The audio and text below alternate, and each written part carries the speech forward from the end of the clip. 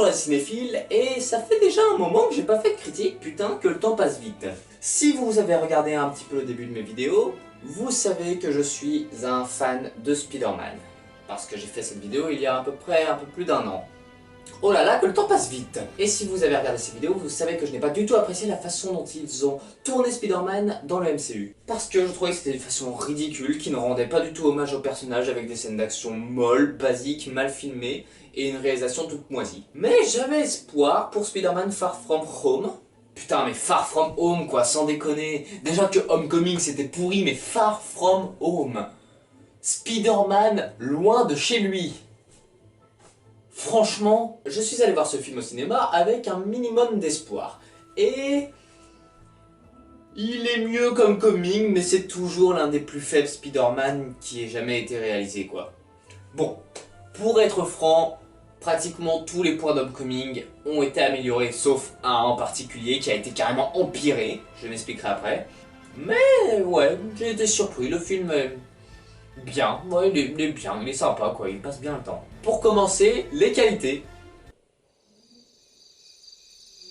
Ah ouais nickel, il n'y a même pas de qualité quoi, genre... D'accord, je rigole bien sûr, sinon ce film serait mauvais. Il y a bien évidemment des qualités.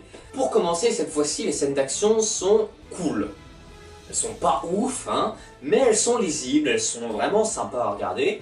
Et contrairement à Homecoming, ça fait vraiment du bien d'avoir des scènes d'action qui ne te font pas mal au crâne en essayant de voir ce qui se passe.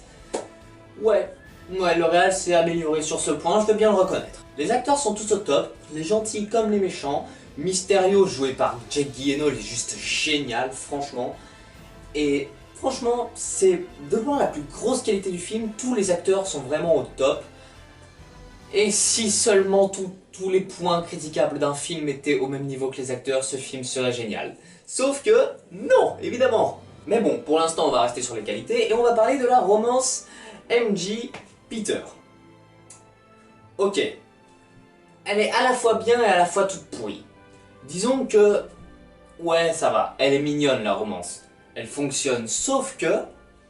à aucun moment on nous introduit cette romance. Sérieux, d'où Peter est amoureux d'MJ d'un seul coup? Je veux dire, il ressentait absolument rien pour elle dans Homecoming. Et... entre Homecoming et Endgame, il était un tout petit peu disparu. Et apparemment ça se passerait juste après Endgame. Donc même en admettant que ça s'est passé hors champ...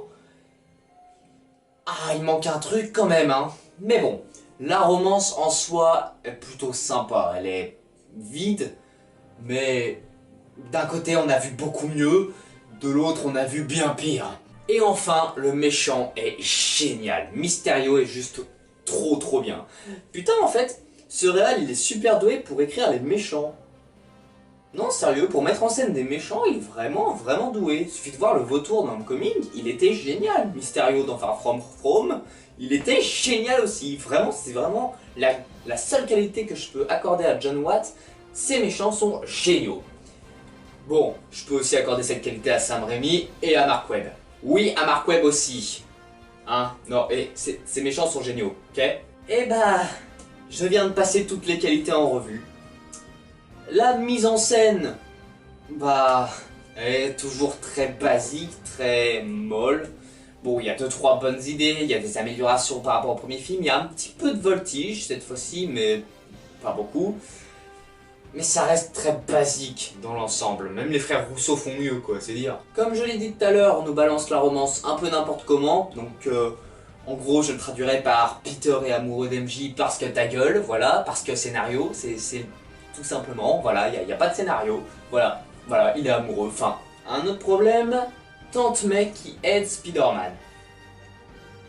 Bon, ok, d'un côté je comprends qu'elle l'aide après avoir compris, sauf que je vous rappelle qu'à la fin d'Homecoming, elle venait de le comprendre et encore une fois c'est le même problème qu'avec la romance, à aucun moment on nous introduit ça. D'ailleurs, c'est le défaut que le réalisateur a refait en pire dans Far From Home. Je m'expliquerai après. La musique est toujours juste correcte, enfin, c'est ni un défaut ni une qualité, elle fait le boulot quoi. Le personnage qui m'a le plus fait chier, le personnage cliché qui veut juste briser le couple. Alors, non seulement je n'aime pas ce personnage quand il sert à quelque chose, c'est-à-dire quand il réussit vraiment à briser un couple, Mais là, il ne sert vraiment à rien. Enfin, je veux dire, son personnage est totalement inutile.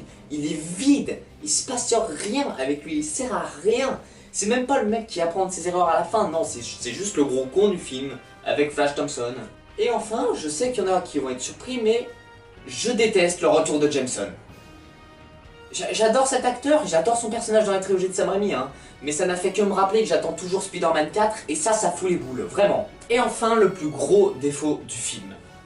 L'erreur identique à Spider-Man Homecoming.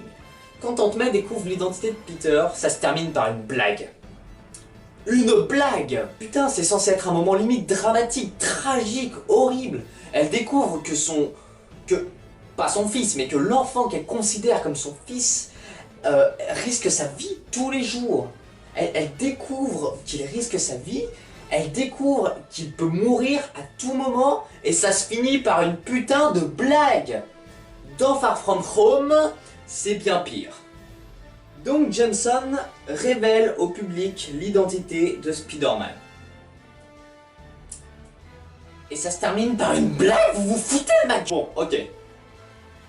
Je sais bien que le film ne se veut pas dramatique ou tragique, ça je l'ai accepté, je l'ai compris.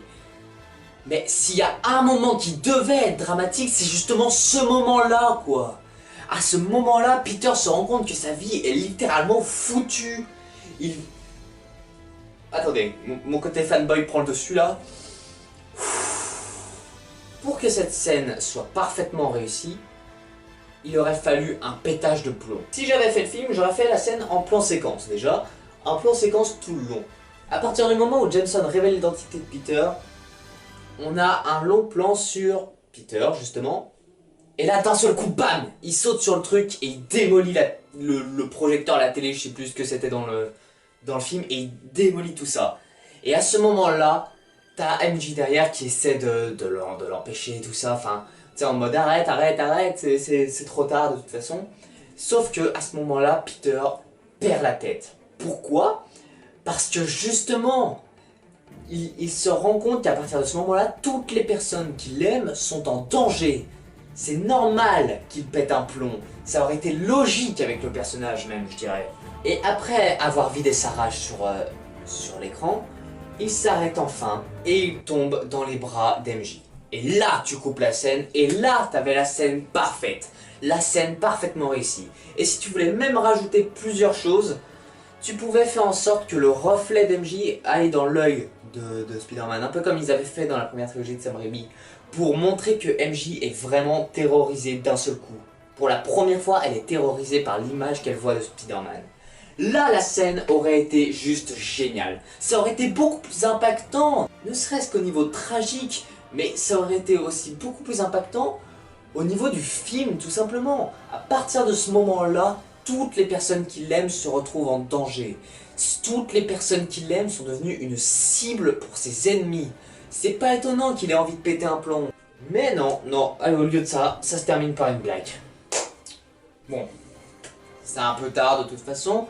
Mais tout ça pour dire que ce film n'a pas que des qualités, loin de là. Bon, pour être honnête, il y a beaucoup d'autres défauts, il y a beaucoup d'autres qualités, mais j'ai pas envie de faire un grand truc détaillé. Je veux juste dire ce que je pense du film. Ouais, mieux comme Coming, mais c'est toujours un peu moisi, quoi. Enfin, c'est toujours la version sous-marque, en quelque sorte, de Spider-Man. Ça, moyen, quoi. Pour être honnête, le film m'a plus surpris qu'autre chose. Je m'attendais vraiment à pire. Il y a des moments avec Mysterio vraiment sympas en termes de mise en scène. Comme je l'ai dit, les acteurs sont vraiment au top. La musique, malgré le fait qu'elle soit très peu présente, elle renforce toujours le film. Il y a des moments plutôt sympas, limite des moments d'horreur à certains moments. J'ai bien aimé les moments...